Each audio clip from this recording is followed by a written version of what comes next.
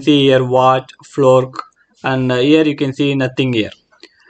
It means now this repository is in a public mode. Now I'm going to show you how to convert this repo to the private. Come to the settings, scroll down. Don't choose here anything, just scroll down. Here you can see the danger version. Here it is telling change the repository visibility. Your current repository is in public, it is showing.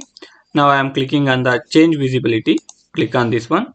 Change to the private. Click yes. Click on yes. Click on this. I understand this effects. Click on make this repository private. Click on this one.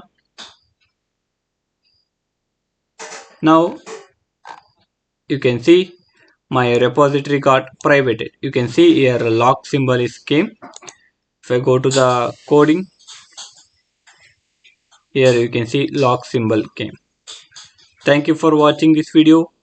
If this video got really helpful, please do like and subscribe for more contentful videos like this.